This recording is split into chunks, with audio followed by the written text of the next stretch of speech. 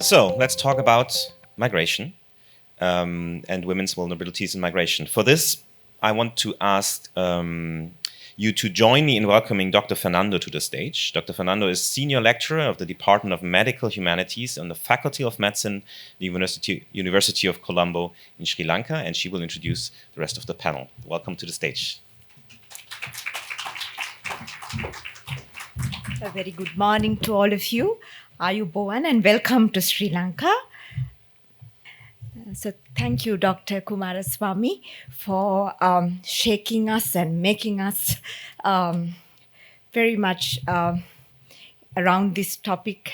I think she was speaking from her heart and from her experience, and she has, I think, reached our cellular level of sensitivity about this topic, and she has set an amazing stage for us to take all of you to the next stage through her eyes, the symposium on understanding women's vulnerabilities and migration.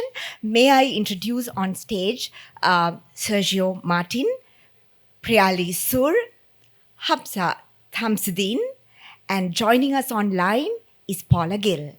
Ladies and gentlemen, a round of applause, I think. Hello, Paula. Nice to see you online. Lovely to see you. Ladies and gentlemen, I'm going to take a few minutes to introduce our fascinating panel. Paula Gill, President of MSF Spain, has been the president of MSF Spain, OCBA, since October 2021. She holds a nursing degree from the University of Barcelona and postgraduate degrees in pre-hospital, emergency, nursing, and gender equality. Paula began her MSF journey in 2003 in Angola, working as a field nurse and later as a field coordinator. She has coordinated MSF's HIV/AIDS program in Mozambique and held various roles in human resource management, including medical coordination and emergency response positions. Paula specializes in gender, diversity, inclusion, and has been instrumental in preventing and managing abuse cases within MSF. Her extensive experience spans nursing, team coordination, operations, and critical incident management, showcasing her multifaceted contributions to the organization. Ladies and gentlemen, online is Paula Gill. Then we come to the one and only gentleman in this exciting panel, Sergio Martin.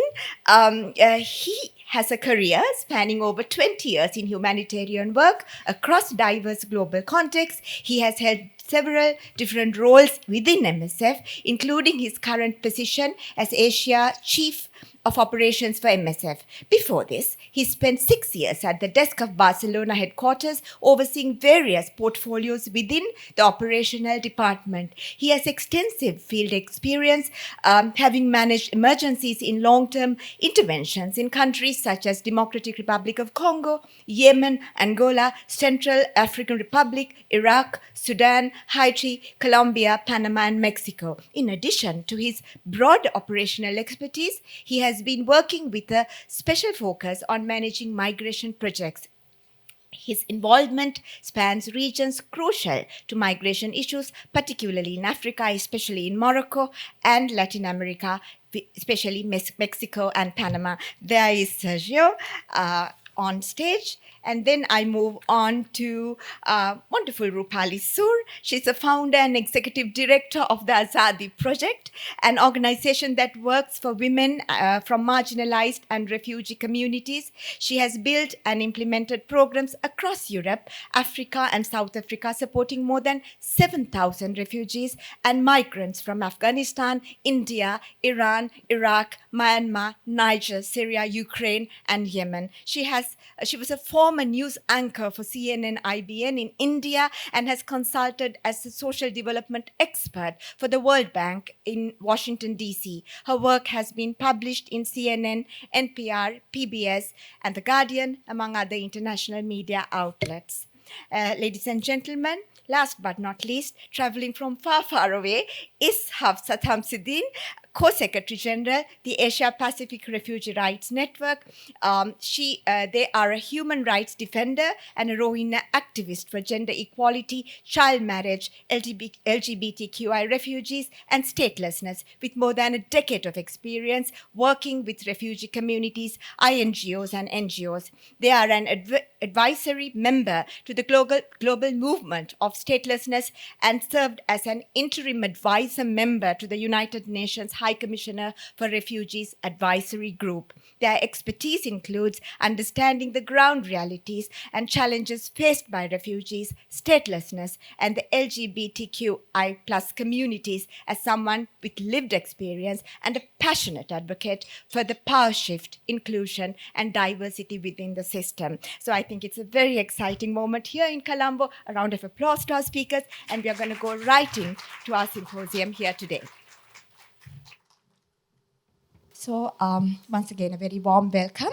I'm going to open the stage and invite Paula by asking her to set the stage for the symposium by giving us a global snapshot of women in migration.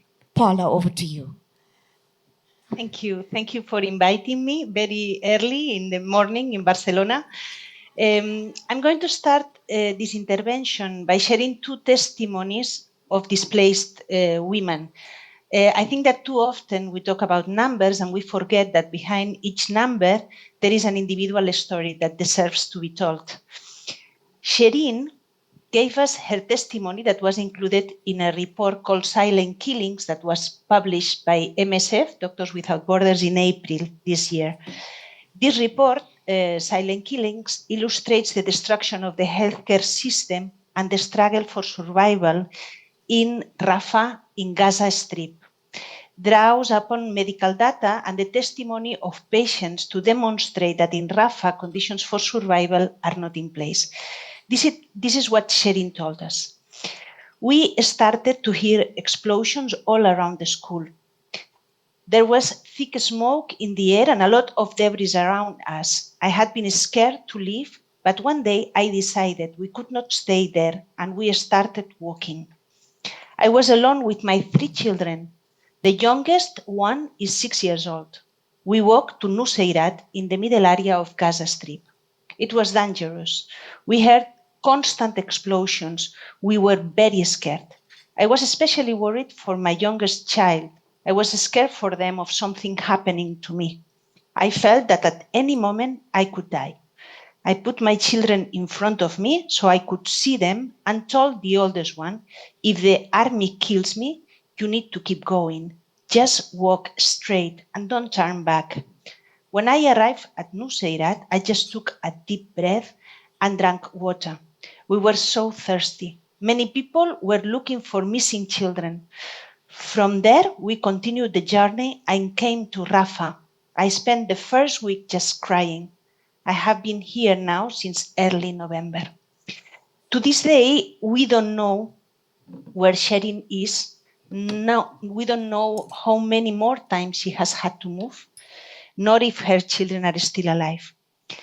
Some weeks ago, I had the opportunity to talk with to a Palestinian colleague called Salma. She works in Jerusalem for MSF, and as part of her job, she keeps contact with each and every one of our Palestinian employees in Gaza. Every day she calls them, she sends messages, she asks them how they are, how their families are doing, and give them support. And Shalma shared with me a stark testimony that explains why it is so important to take into account the needs of women and girls in situations of displacement. A colleague of ours, a Palestinian doctor, who had to flee with her family on several occasions following the evacuation orders of the Israeli army, told her that she had to start cutting the tarpaulin of the tent where she's sheltering with her family to use it as a menstrual reusable pad. Imagine, with no hygiene material, with hardly any access to water, she told her that what hurt her most was that her 14-year-old daughter had just had her menstruation for the first time in those conditions. This is how desperate the situation is for a woman and a girl displaced in the middle of a war. In a place where we cannot regularly bring in medical supplies and where aid arrives in drips and drabs. An increasing number of people are migrating around the world. Many do it voluntarily, others by force, and most for whatever reason lies between the grey scale between one cause and the other. Among them, women move for many reasons, from leaving behind poverty, conflict, climate-related disasters, to escaping deeply gender inequalities, including sexual and gender-based violence and lack of access to livelihoods and resources. Many women migrate in pursuit of work or educational opportunities and the possibility of a better life for themselves and for their families. According to UNHCR, at the end of 2023, around 117.3 million people remained forcibly displaced. 1 in 69 people globally, or 1.5% of the entire world's population, was forcibly displaced, nearly twice as many people as a decade ago. UNHCR estimates that forced displacement has continued to increase in the first 4 months of 2024, and by the end of April was likely to have exceeded 120 million. Unfortunately, women and girls are much more vulnerable and face greater risks when forced from home just because of their gender. They are in danger of falling into sex trafficking networks, being forced into marriage, kidnap, abuse, discrimination, exploitation, affected by all sorts of gender-based violence, and face challenges in accessing sanitation and sexual and reproductive health service. Allow me to share some data to illustrate this situation. 60% of preventable maternal deaths take place in settings of conflict, displacement, and natural disasters. 1 in 5 refugees or displaced women are estimated to have experienced sexual violence, likely an underestimation given the barriers to report these events. According to a recent study carried out by MSF in the Darien jungle, the natural border between Panama and Colombia, where more than 500,000 migrants crossed last year, 1 in 6 women who crossed this border following the migration route suffer some form of sexual abuse. On the other hand, when an armed conflict arises, there is a separation from the family because men usually have to stay to fight, and it's the women who flee with their children and must take responsibility for their family alone. This is exactly what is happening in Sudan. Since the war started in April 2023, more than 8 million Sudanese have fled to Eastern Chad, Ethiopia, South Sudan, Egypt, etc., and other areas inside Sudan. People have fled violent ethnic attacks, brutal violence, and killings. Most of the people who fled to Chad were women and children, as men have been killed, detained, or disappeared in Sudan. Left as the sole provider for the family, Sudanese women are now bearing the full responsibility of caring for their families in extremely difficult conditions. In this context, MSF Spain launched sexual and reproductive health services in the refugee camps in Chad. And very, very soon, at the beginning of the intervention, we realized that many women had suffered sexual violence while they were trying to find a safer place for them and their families. Unfortunately, the humanitarian response to the crisis in Sudan inside the country is extremely weak and inefficient, and women and girls are paying the price. Very few organizations provide adapted protection programs in the refugee camps in Chad, and even less inside Sudan. As a conclusion, if we want to be pertinent, to provide quality of medical care and efficient humanitarian assistance, it is crucial to understand how gender interacts with migration and forced displacement, and that we adapt our interventions to the specific needs of women and girls. They are not helpless victims. We have the responsibility to include them in decision-making about the forms of assistance and protection they need. We have to ask them. They have to be involved in these conversations. They have much to contribute to crisis preparedness and response. Any solution, any type of intervention must be built upon their capabilities, knowledge, express needs, and perspectives.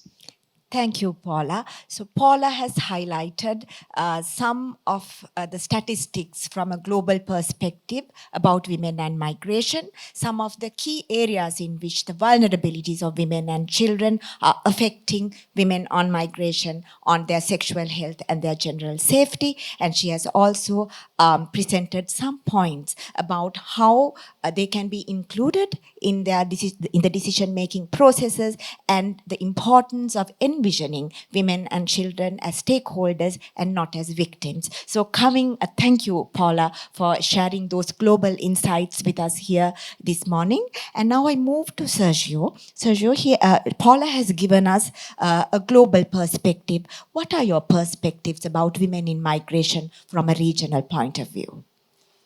Thank you. Thank you. Yeah, I was wondering what can be my added value in this panel with this so wonderful among these so wonderful panelists, right? And with you here, and also taking into account my experience will be. I mean, we can put data on the table. We can talk about numbers. We have testimonies also. So I decided a little bit to roll this out with my own testimony, right? And with the experience I had over these years in the field, mainly with examples of migration routes in Africa to Europe, in Morocco, where we were working for over 10 years, MSF, and also with my experience in Mexico or Panama, right? That is still very active route. I will start with Morocco. Basically, what we were doing, we were working, we were having mobile clinics in the places where the migrants were gathering, trying to seize an opportunity to cross to the Spanish towns, the enclaves, northern Morocco, or to cross by boat, right? So we were having these mobile clinics, and these populations, they were coming mostly from West Africa. They were taken, they were captured in their residential areas and in poor outskirts of the main towns in West Africa, and a number of them were women, right? These women, they were basically sexual slaves for the chairmen of these trafficking gangs, and they were traveling with them. They were basically sexually abused by them and used as a service for the rest of the gangs, right?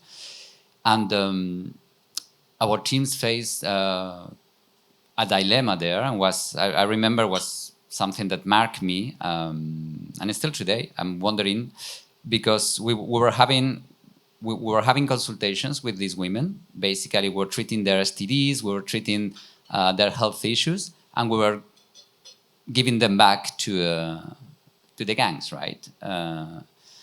We were having a witness each time. Our doctors, our nurses, our psychologists were with them, and was a woman from the band that was just kind of surveillance what we were doing, what we were saying, because these women, they were saying that they were telling us that they were expecting to have a job in Europe. They were promised this and that, right?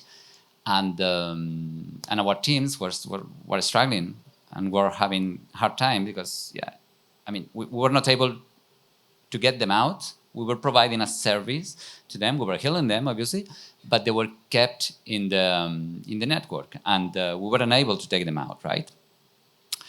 And these women and girls, they kept with these testimonies that, yeah, we will have a job. I mean, this is transitory. We will arrive to Europe, and we knew that's not true. They will continue in the same network once they are in Europe, right? For those crossing, probably, and that will be difficult to escape for them. That program needed to close for different reasons, right? And that stayed there. That was around 2012, 2010, 2012. And then I'm jumping the ocean to Panama and to Mexico. I've been working there for 3 years and a half in Mexico, in the migrant road. We got some references already to the numbers, as Paula was mentioning. 500,000 people crossing this Darien Strait, which is it's a tiny portion of forest linking Central America with South America, and you have people from everywhere. I was very surprised when we started working there, from everywhere in the world. They are reaching some countries in South America, and they are trying to get their way up to the United States. We are talking about 7,000 kilometers. It's a very long way. So basically, they are trying this road, and this amazing high number of cases of sexual violence. I haven't seen that in any other part of the world. I mean, you were mentioning, Paula, 1 out of 6. I remember when we were starting crossing there, the numbers were much lower, the global number of people, but the relative numbers of women sexually abused was tremendous. And this is what we were having, what was coming, right? Because probably there were much more, and they are much more probably that we don't know, and that is not coming for different reasons, but that they are not popping up. A number of other cases, right? Sergio, may I come in and ask a question from you? One of the recurring themes in these testimonials that we see, and what Paula raised as well, that the women become the sole protectors of the children and the vehicle for mobilizing the documents and the bag, basically the bag of fleeing.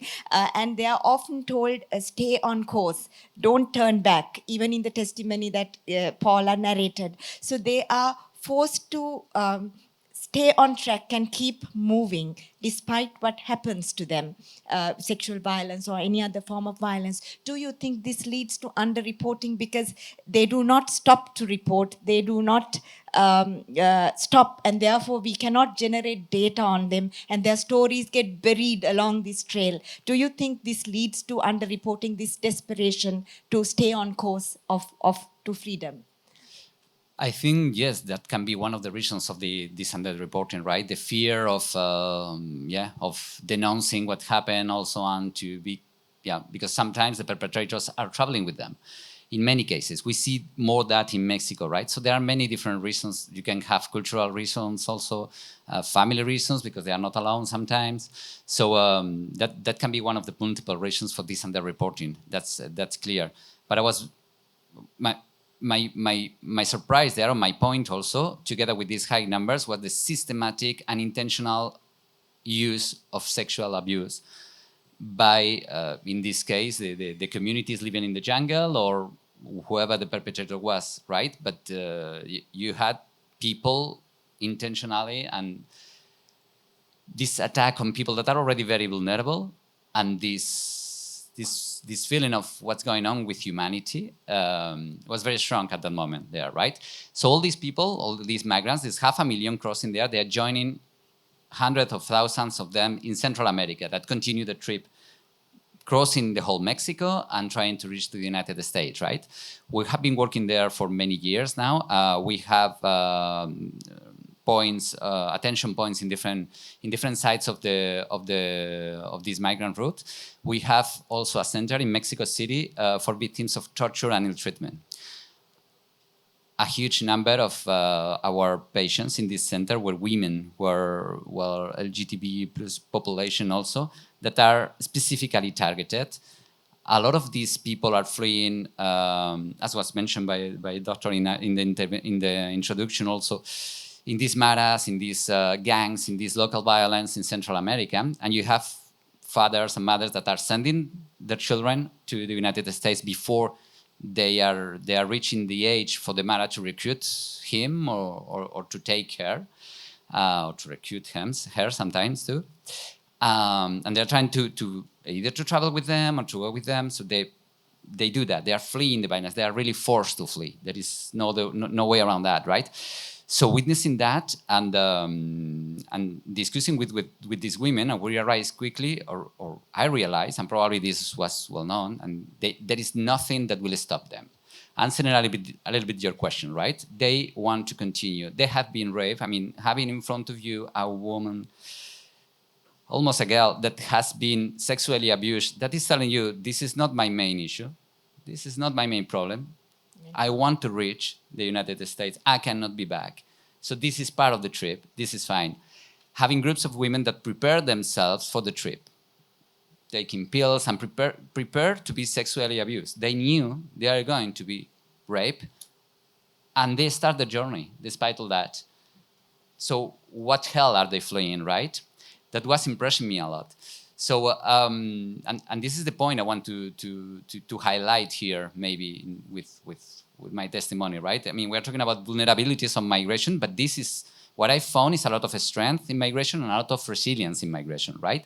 And just the last point, I'm now here in Asia. I'm working for, well, mainly trying to work for the Myanmar conflict. We are talking about 3.3 last figures million of displaced population, half of them at least probably women, because the men are fighting also, and we have no clue what is going on. Absolutely. And invisibility is another factor that we have everywhere, right? Yeah, it drives home the importance of data and the power of data in helping these migrants, as well as the power of data in decision making. And I think he has highlighted some very heart-rending testimonials on people on who are forced to migrate, and the narratives that are actually very disturbing at one level as well. So from there, from Sergio, I moved to Priyali. Priyali, you are the founder and the executive director of the Azadi project. Can you please share with us how displaced women suffer disproportionate impact of forced displacement and migration from your experience in India with refugees? Santosha, thank you. I'm going to digress a little bit, if that's okay. I think in international conferences like this, and I think Dr. Farhat Mantu raised right at the beginning, followed by Dr. Kumaraswamy, and all the testimonials and talks we've had later, the use of the word sexual abuse, sexual assault, sexual harassment. And I think in all these years of work that I have done, and I'm sure you all have done, we somewhere as humanitarian workers or journalists or the work we do, we kind of get desensitized to the word of sexual assault, to the word sexual harassment. It becomes a part and parcel of our everyday. So I'm giving a trigger warning here, and I'm saying what we are talking about is half of the humanity, as Dr. Farhat Mantu said. Half of the humanity, our bodies, our vaginas, our hips, our breasts, our legs, our hands, our faces being penetrated, being prodded, being poked, that's sexual assault. Now add to that the layer of displacement, of conflict, of color, of racism, of religion. That's the kind of impact we're talking about when we talk about a refugee woman who's displaced. Starting at that note, and again, I'm sorry about the trigger warning, but I just wanted to make sure that we're all on the same page when we are using these words. I have been working as a journalist for about 10 years, and then I digressed into humanitarian work because I felt like the journalism I was doing was not enough, and I wanted to work with displaced women in person. And so when I was doing a workshop on psychosocial support, and I'm a survivor of violence myself, when I was doing a psychosocial support session with refugee women from Moria camp, which was then one of the largest refugee camps in Lesbos in Greece, a woman, and let's call her, I know we've been giving anonymized names, so let's call her Farhana here. She came to me, and after many days of the psychosocial support session, she finally opened up. She came to me and she said, and I'm saying here she's a divorced woman. Why I'm saying divorced women is because of the layers again. Because when we talk about displacement or when we talk about a woman, the layers that come along with her are very important. So this is a divorced woman who's displaced, who decided to leave her country for which was raging in conflict, and her home she was experiencing violence. When she decided to leave her home, her country alone, she knew there's no going back. So she left, and the smugglers and the agents who took her along that route also knew that she could not go back. So, in a situation like these, the bodies become open, the bodies become commodities. The bodies are not seen as humans anymore. And so she was raped twice on the way by the agent or the smuggler. She got imprisoned in Turkey, where also the cops raped her. So, we are talking about state and non state actors openly commodifying, using, weaponizing women's bodies, right? So, always trying to keep that in mind.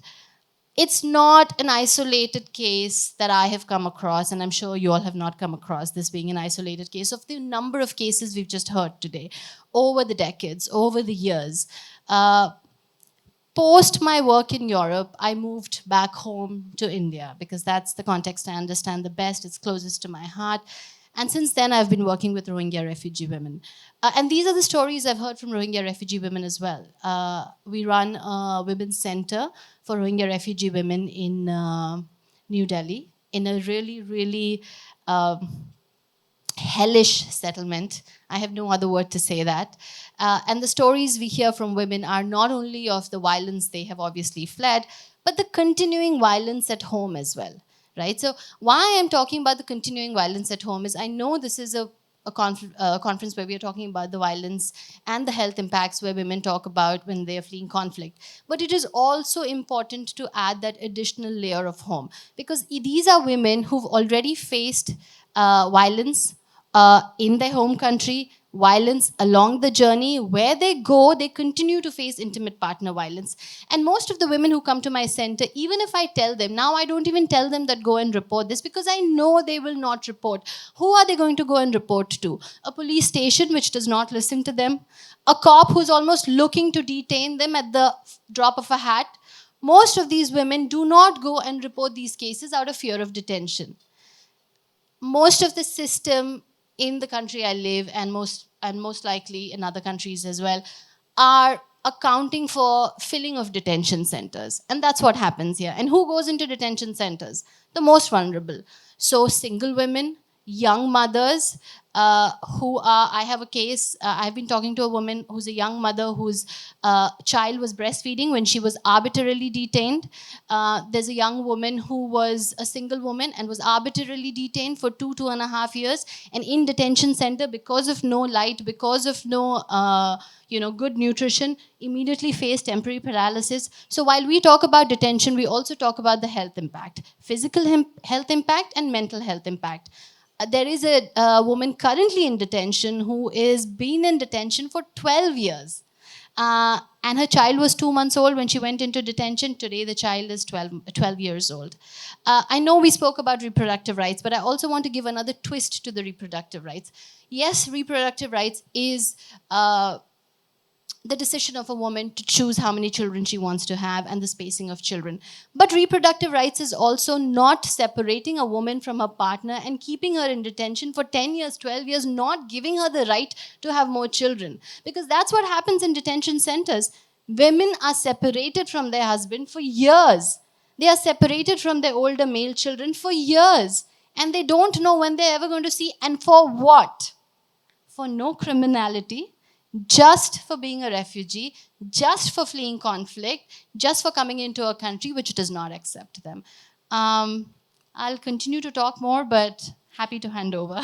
Thank you. Priyali has highlighted the absence of a legal framework, the system's protection, governance protection for these vulnerable sections in society. Rupali, thank you very much for your passionate narration and being a passionate ambassador for the women you work for. I'm not going to now turn to Hafsa. Hafsa, I'm going to ask you an open-ended question because I know you have a lot to bring to this table with your complex life experience as a refugee. Please tell us, what was the experience of being displaced as a queer, non-binary refugee like, and what is their experience like? What is it that you would like to share with us?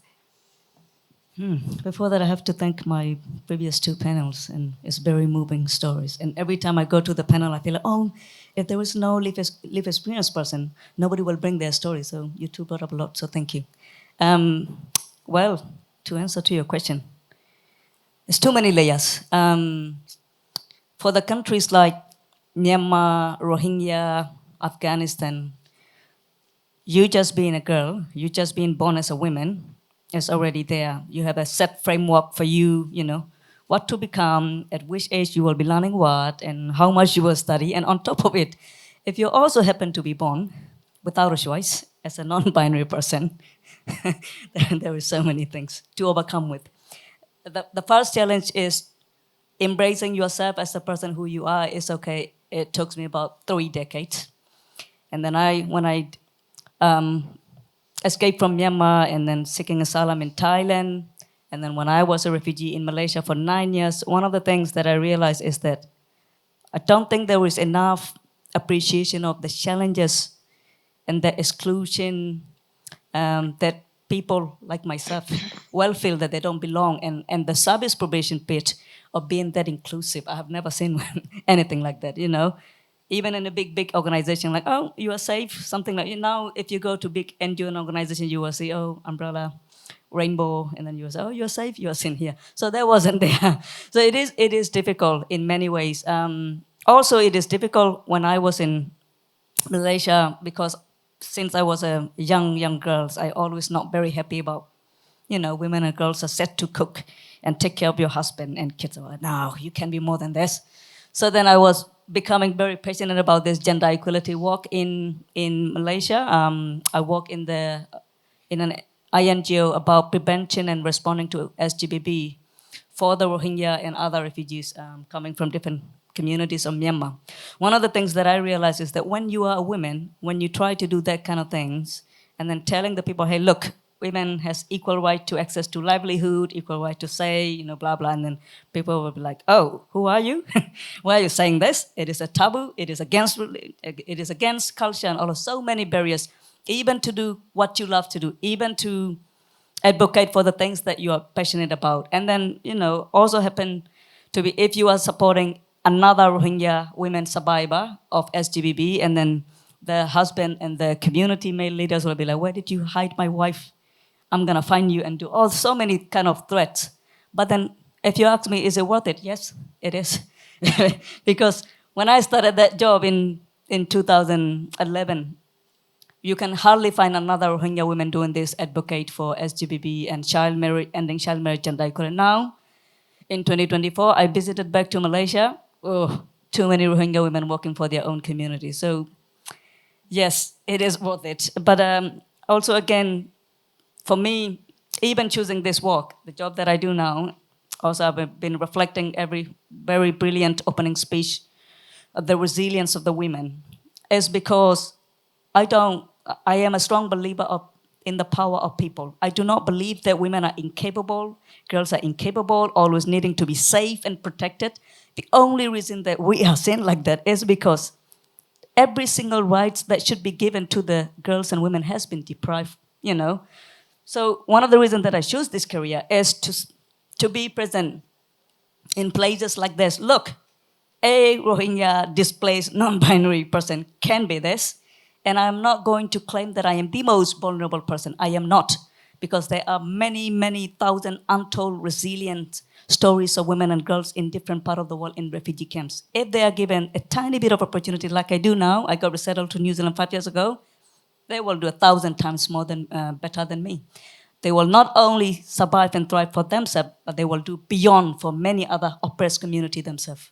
Absolutely. Thank you so much, Hafsa, for your sentiments. We are going to the second round. It's a quick round. Paula, can I turn to you to ask you, as a summary, what are the most pressing gender-specific needs of displaced women? If I asked you from a global perspective to list out a few items, what would they be?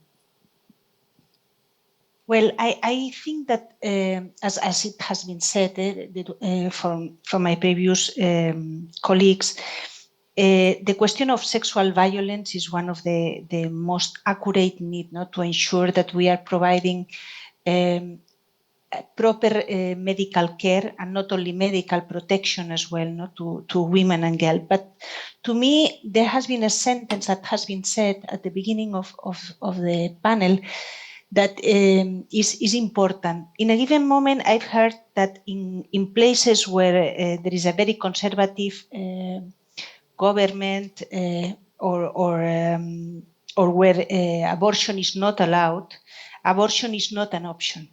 And I want to insist that abortion is always an option, and it will still happening.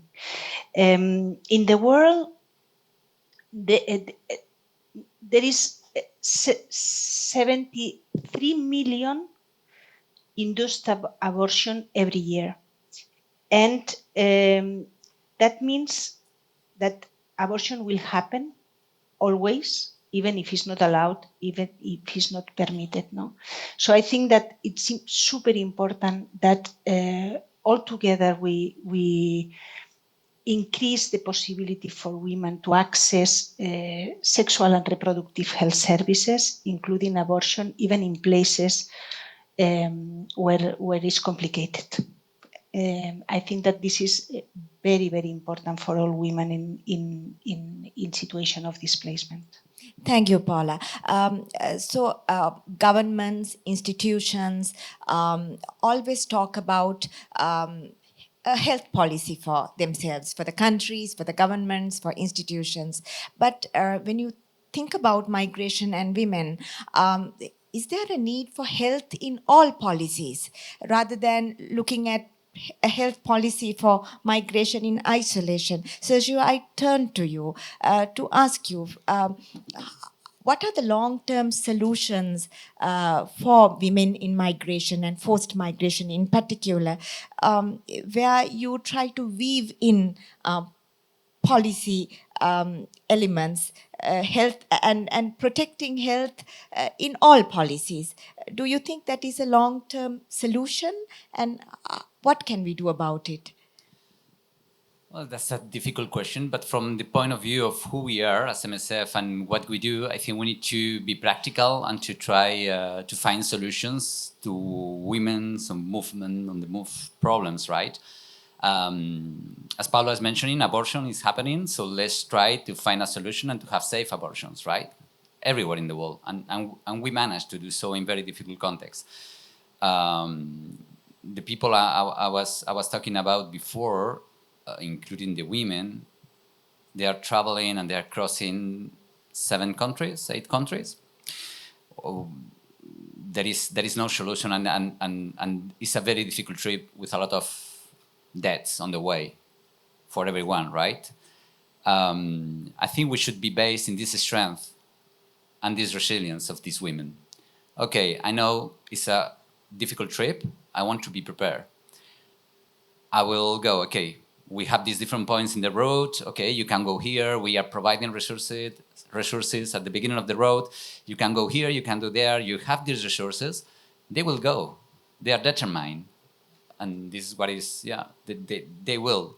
So the best thing we can do is to try to ease the trip, to try to give tools for this trip at the same time as we are advocating and lobbying for policy changes, right, along the continent and at the border with the United States mainly, as far as we can. But it's a long shot. I mean, that's clear. So I think we need to be practical and to be based in what they want, to ask them, what do you need for this trip? How can we help you on that, right? And advocating for that. Yeah. Sergio, in your long-standing experience in this field of migration and health, if I asked you, what are the salient barriers for achieving our aspirational situations? What would you say are the main barriers? I mean, we have spoken about it in general, but in your discussions, in your negotiations, in trying to break into a policy change system, what has your experience been like? What are the barriers? Like everywhere, criminalization of migration is the main barrier, right? Once everything needs to go underground, you will have all the mafias, you will have all the people doing business with people and with people's life at all levels. And health is another one, or, I mean, at all levels. So that will be the main barrier. This criminalization of the person that is forced to flee, this criminalization of those families trying to find even a better way. I mean, just a legitimate leitmotif to have a better life for your family and to flee a situation that is difficult. As far as we are not recognizing that as human beings, as far as migration is used as a political statement and as a political tool to gain votes in some societies, the solution will not be there, as we need to go underground and criminality is coming and they're just, yeah, they're just merchandise for these networks, right? Do you think some of the countries that are actually responsible for the root causes of some of the wars in the world show hypocrisy when it comes to criminalizing migration? Come again, sorry? So some of the countries that are at the root cause of creating wars in the world, they are also the countries that are very forward in criminalizing migration through their borders. Do you think this sort of hypocrisy contributes to the predicament of women in migration? I think, yeah, that's a difficult question, or an easy one, as as you want to see it. But definitely, as far as we are talking about numbers, and we're not putting, we are not realizing that we're talking about people, as Priya was talking about bodies. I mean, this is what we are calling a sexual assault. This is what we are calling a number. We are human beings, and we have families, and you see these families on the move, right? We should stop using this and using ourselves and using human beings for our own interests, right? So probably yes, the answer will be that, right? Yeah. Yes. Rupali, I turn to you. I'm going to ask you a question of imagination. Drawing from your experience, imagine you had all the power to change things. What are the three main things you'd change? Santoshi, I love the name Rupali, but I'm actually Priyali. Sorry, Priyali. I'm sorry. I'm sorry. It's all right. If I had the power to change the world, change one thing, oh my God, that's a big question and a loaded one. But I think since we started with policy and health policy, I think currently I can only talk of it from the point of view of a host country, because my center provides, or the work we do is in a host country. We lack any kind of legal framework or even a policy that can address health issues, visible health issues. I'm going to say here visible health issues, which are physical, for the refugee population or the displaced population.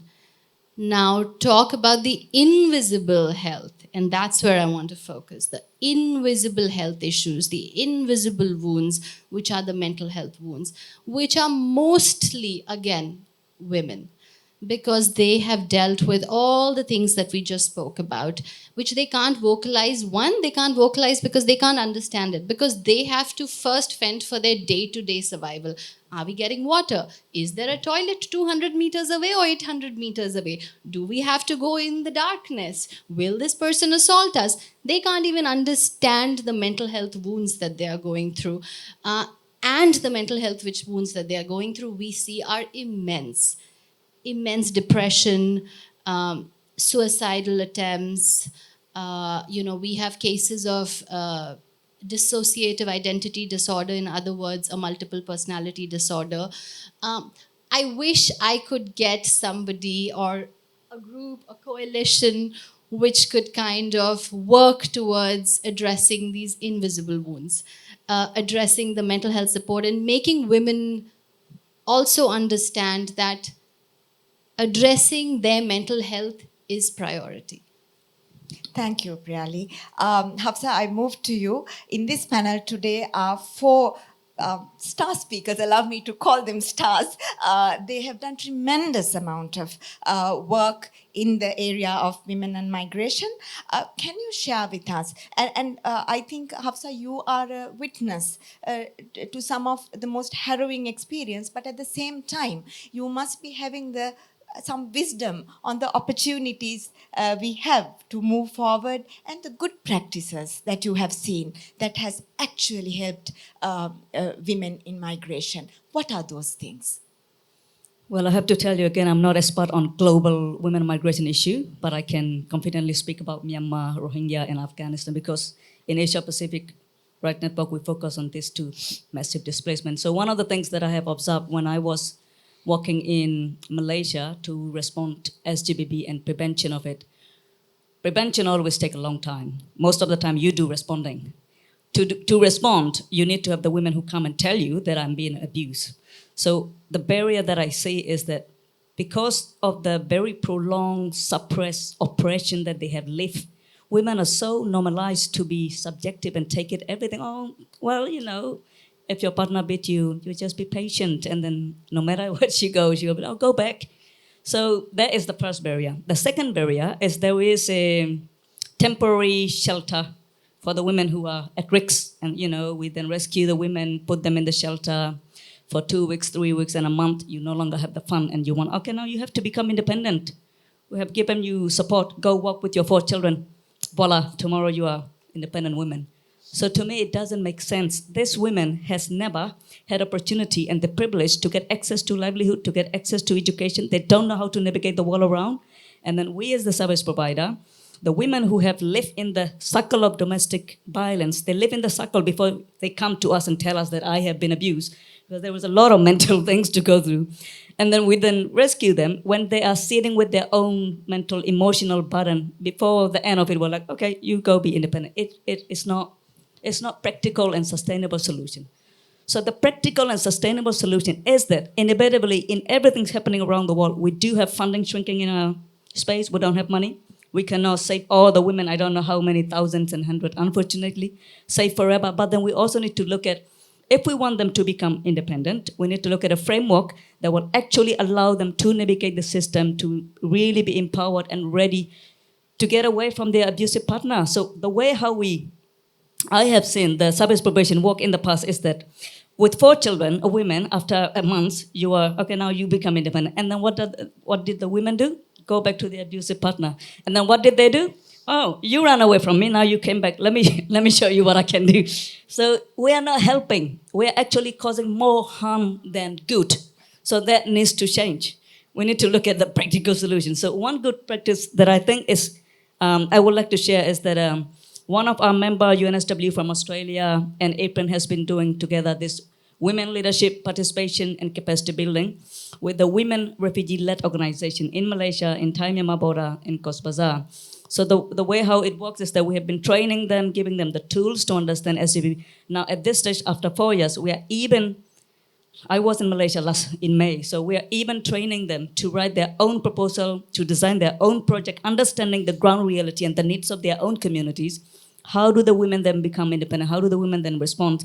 And then now connecting them to the donors and funders. If the refugee women-led organizations are not capable of receiving funds directly because of bureaucracy and legislative whatever ways that the government cannot give you money, so we then facilitate the funding. So I think these are good practices because always the agency and the power has to be given to the people.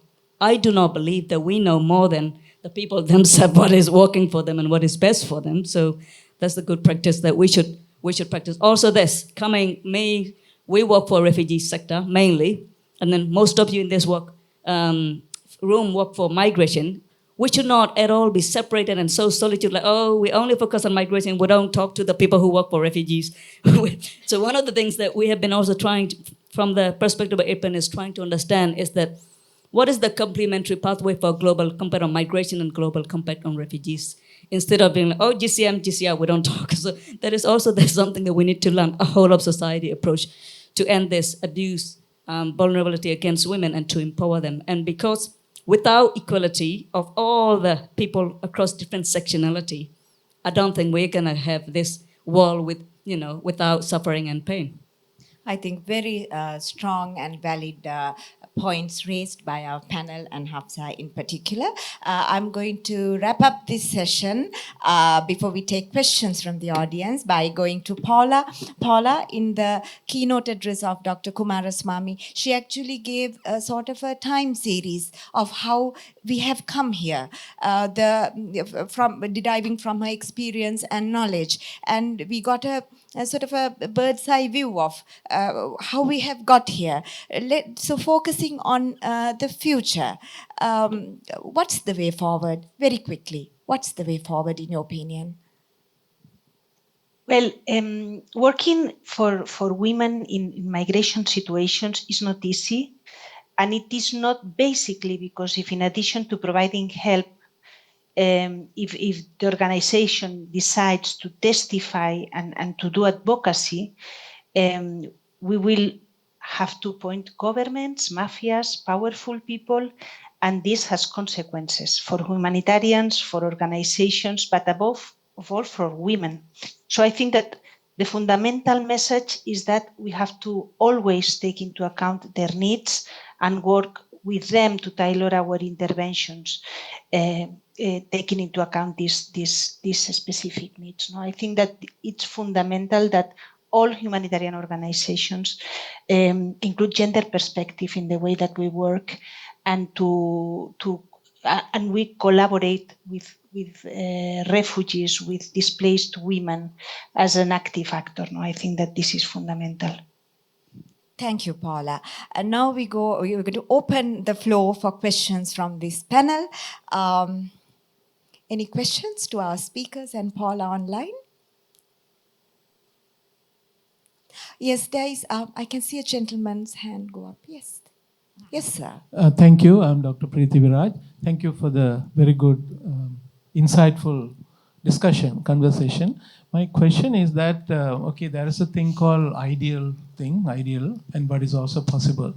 So if you, having considered the issue of intersectoral coordination and to view this whole thing in a holistic picture, because the whole cohesion itself, there's a tendency to look at it from a compartmentalizing, that kind of a manner. So my thing is, when we are talking about the vulnerability of the women, I mean, most of the time we talk about empowerment, women empowerment. That has become a kind of a term. We are even losing respect for that, basically. I mean, we are big, but what about the men empowerment or disempowerment? Because when you have these different layers in this whole experience, what we are talking about, is there any kind of an attempts that made how to really, I'm not saying disempower the men, but I'm talking about when you empower someone, there are other levels actually need some changes, basically.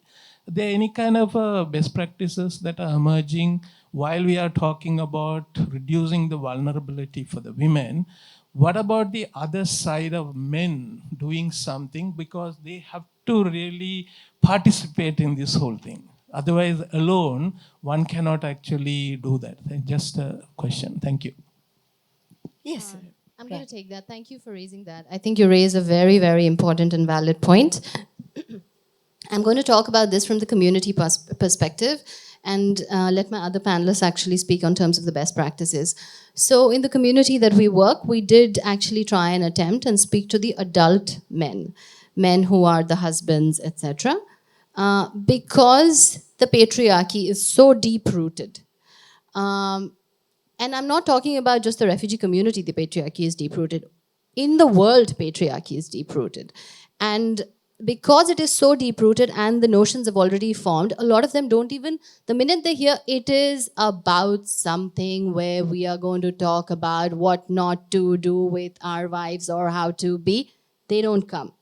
So now the approach that we use is we speak to children who are boys and girls and who are adolescents, because we believe, so now we do after our classes with the kids of the community as well. So we are talking to adolescent boys. We're talking to them about what is gender equity and how men should be allies in this.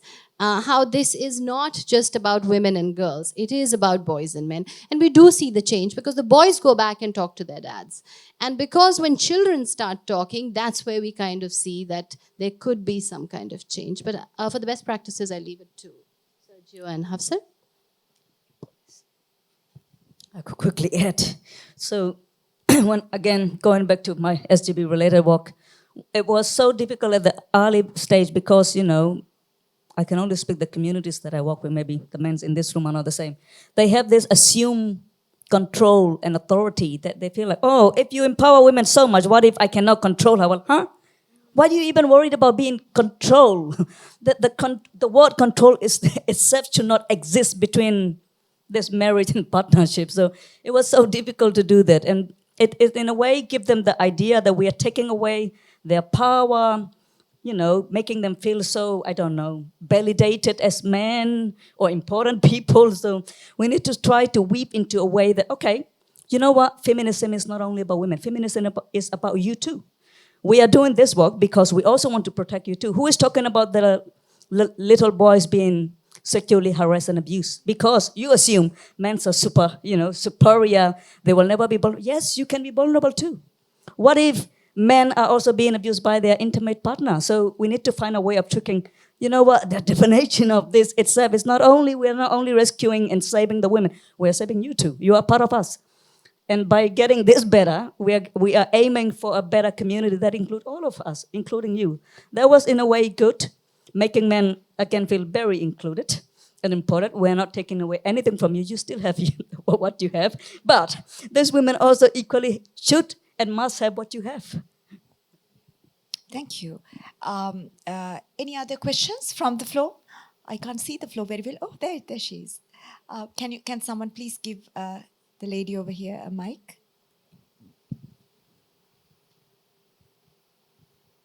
In the first row, please. Thank you.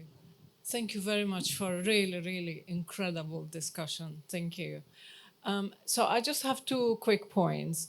So one is, why is it that the plight of women have to, in order to reach what you mentioned, that policy changes, it needs to go via media.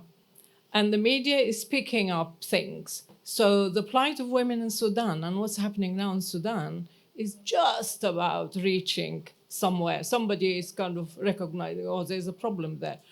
The plight of women, the IDD women that were bought and sold and raped and God knows what else in Iraq has not reached anywhere yet. There's still no efforts to even free the women that are still in captive. My second, so I don't know how to make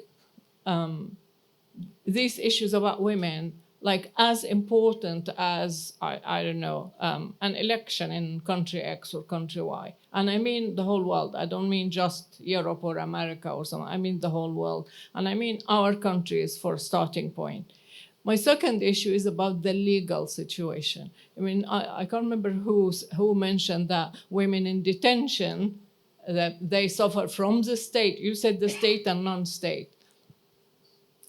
And it's like, it's adi, it's just one of these things, it's normal to be abused by the police or the judge or whoever in the state. How to change that? How to make, and I'm sure every country has a law against abusing women, abusing people in general, but the law is not implemented. How to come to the stage that the law is implemented and that if a man abuses a woman, he's in jail or he goes to court, whether it's on the way to migrate or to be displaced or at home or in non-conflict or conflict situation, irrespective of the situation.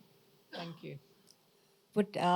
Paula, would you like to take that question, or anyone from the panel over here on site?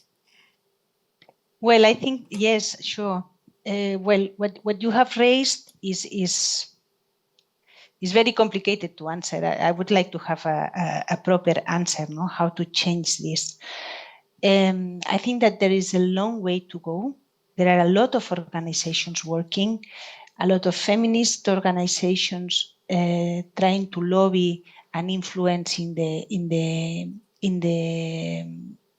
different levels at different stages in different countries. But it's very complicated. I'm going to give you just an example. No, the case of Afghanistan. Remember, no, when the Taliban came to power, it was everybody was talking about the situation of women in Afghanistan. No, but after 2 years, it's like it's normal. No, and women are paying the price of the peace in Afghanistan. No, and you don't see in the media or in anywhere anything about women in Afghanistan. No? So we forget easily the situation of women. That's the reality. No? Another example in Panama, Sergio was explaining very well. Until today, MSF is suspended in Panama. We are not working. The previous government suspended us because we share this data of sexual violence. We published different reports on the situation, no? And the reaction of the government was to suspend us. Now we are negotiating with the new government. I hope that we will manage to come back, but this is what is happening, and this is why I was saying, no, it's dangerous and it's difficult, and it's a long way. Thank you, Paula. Thank you very much. My name is Ravi Pratap Singh, and one of my primary works in the development sector for last 30 years has been with youth across the globe. I was listening to these stories. I have seen or I have directly witnessed or talked to some of those who have faced these kinds of violence in the past. They are very moving, but I always fail to understand that why we are not able to look at many youth who are, whether they have faced this kind of violence or not faced this violence, who are full of care, compassion, creativity, courage, you name it, they are there. Why we have not been able to identify such people who could be the change agents in this? Why can't we not create, means I heard a little bit from Hafsa, why can't we not create more Hafsas? Why can't we not make investments to do what Radhika was earlier talking about, Panzi Hospital? I heard it first time in my life, that it's such a wonderful hospital based in Congo. Why can't we have such hospitals across the globe? Why can't we have such people who have capacity to change? So if somebody could answer that, because there's very small investment on this, which has power to change. Hafsa? Sergio, I think we'll first go to Sergio and then go to Hafsa to answer this question. Thank you. Yeah, maybe linking to the previous point also. I think we try to do as much as we can from our perspectives, right? And I think there are many people doing many things. The examples that were here, but many others also, right? But what is striking me, and linking to the previous question, why these laws are not applied, why this is not happening. We have there in the panels also something about the shrinking of the civil rights. We are talking about shrinking humanitarian space. When we say shrinking humanitarian space, we are talking about humanity, which is the topic of this summit. And it's a much larger topic, right? But all this is framed on us, on our humanity, right? So all these wise, yeah, I don't know. I think it's a question that is far beyond this room. That's clear. But I'm questioning myself many times, right? But all this continue to happen. When I was a teenager, I thought the world was improving, and now I have the impression it's the other way around. I don't know if this is happening to some of you also, but definitely, as far as we are human beings, we are not proving humanity, right? Sergio, may I ask you a question about this? Do you think incorporating migration health or these issues to school curricula, even as a small module, or to our medical school curricula, do you think that kind of a bottoms-up sort of approach, would that sensitize large proportions of society to these issues? Because this is going to go on for a long time, as long as man is going to fight wars. So do you think that kind of an approach, do we lobby for things like that? Well, if you are incorporating this in health studies, you will have doctors that are sensitized to migration. But the problem is far beyond that, right? And it's the society. And when our politicians are using migration as a political tool and criminalizing migrants or whatsoever other with human beings in the middle, they're guilty, and I think, we can be part of that also, buying those arguments. We are talking about human beings, and we need to grow children that are sensitized, that we are not talking about numbers, that this is people, they are children like them, women, men, that are just forced to move, but with their families, with their lives, as we have ours, right? And that we are talking of peers. We are not talking about numbers. So it's going beyond that. But how we do that and how we tackle that. Hafsa, would you like to comment and also answer Dr. Ravi's question from the floor? Yes. I will. I'm wanting to do that. One of the things that I observe is that to really see, the capable communities, because one day if this refugee, wherever this part of the world are displaced, go back home or resettle, they are the one who will rebuild their own community. So to empower that community to become, very capable, that require dedication, commitment, and investment that we don't want to do. The reason why we don't want to do is because decolonization of our thinking, of the decentralization of the power that we hold inevitably when we work in the sector, when we have this position, where you come from, which country you come from, your social status, all of that. And then this concept in the refugee and migration world about the giver and the receiver, the service provider and the receiver, the recipients, and then people, a group of community that is needing to be rescued and saved, and there is a group of people who are saving you, all of that. We need a lot of unpacking and unlearning to do that. The prime reality is that the people themselves have the power. So how are we going to invest in them? And do we want to do that?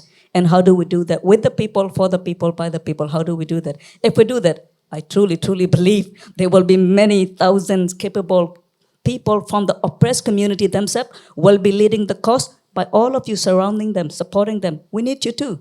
The people with lived experience cannot do it alone. But it doesn't make sense to me if the people with lived experience are not empowered, enabled to lead the cause with you, and others are saving them. It doesn't make sense to me. Can I add a 30-second note to this? Absolutely, Rally, yeah. So agree with everything Hafsa and Sergio say. I just want to add that to have an institution like that or to have scalability, one, you need money. Two, you need the state on your side. And as Hafsa said, when it comes to certain populations, when it comes to certain marginalization, both are missing. With all love and respect for Hafsa, she's a rarity and anomaly in the Rohingya refugee population. If children are not able to access schools from the Rohingya refugee population, if they are not literate, how are they going to become advocates? If there is state stopping them from higher education, how are they going to go and get their voices out? Which is why I'm saying the two most important things, money and state for scalability and empowerment. Any other questions from the floor? My name is Abdul Manaf. I also have a lot of work experience with MSF. And in Sri Lanka, I have worked over 10 years, especially during the time of conflict. And I remember some of these constant repeated challenges that we are talking about have repeatedly coming to us, and at the time of quite a lot of power that's kind of lying on this kind of abuse situation. very little example of one of my experience that, we have, through our psychosocial program, we have discovered one girl who had been abused by the uncle, who has been settling in a relocated house. And, it went through the system and the person ended up in the jail. 2 years, he came back and he started to threaten our staff who works in the area. So I myself went there just to nicely speak to the person and say, can you please leave us? We are doing our job here. And his response was, yes, I'm here. I have a lot of experience. He's literally saying that, I know how to clean the gun and how to use it. So that kind of level of power, even that is the, informal structures that have the power, which kind of have a lot of challenge to continue any support service that you can have. And then otherwise you end up these girls in a safe house. And in the safe houses, again, as one of the panelists pointed out, I think very challenging. They may stay for 2 weeks, 1 month, and then after that they're out and you don't have a solution for that. And then the other way around, we have a lot of weak systems. And I don't know, sometimes I'm also feeling that the powers want to keep that system weak so that these perpetrators always have a way out of these abuses.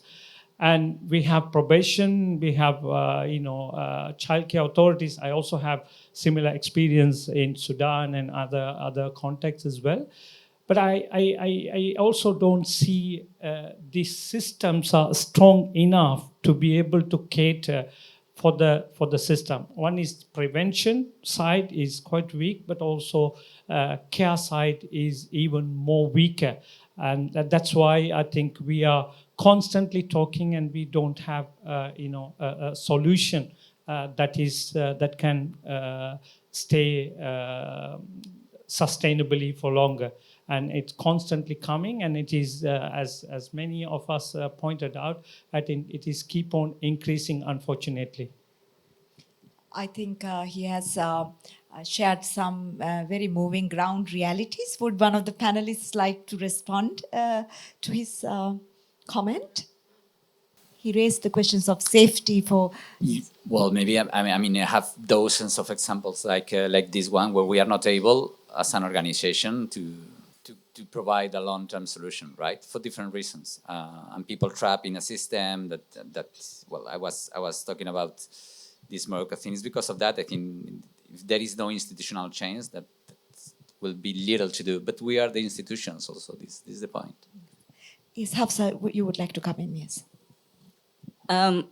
What I think is doable, implementable, is that I do agree there is a need for the bigger level changes policy and the state and the government, which is always difficult because we all are NGOs here and the governments are here. So we need similar level to convince them to do that. Even the government themselves it's a long way. Yes, it is a long sustainable solution, but then while we wait for that long sustainable solution, I also believe there are something that we can do innovatively with the change of, service probation, community, CBO, local organization, because all of these responsibilities are gonna fall on one organization. It's a huge burden to carry through all this sexual gender-based violence survivor, keep in the shelter for 1 year, 2 years, until they become educated, empowered, find a job. But it is possible. If we do that, there is organization A, you do employment, organization B, you do that, and community, you do that, and your Rohingya community themselves do that, Afghan community do this. And all of that is possible to me. And it is something that we should test and try to implement. Yes. Thank you, Hafsa. I think there was one other question. There was the lady over there, please. Thank you, Dr. Santosha, and thank you for all the speakers. It has been a very productive and wonderful session, and your experience shared has enlightened us with a lot of new information. With what Priyali said on how we have been desensitized to certain terms, and also some of the questions that arise on if it's only gender, if it's only women and not men. This question came to me as if, are are we going forward? Are we in the correct path in terms of communication or means of using the language in the correct way?